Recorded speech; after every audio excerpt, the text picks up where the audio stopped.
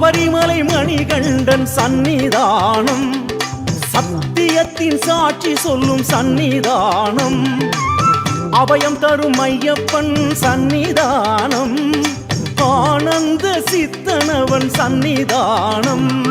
சந்நிதானம்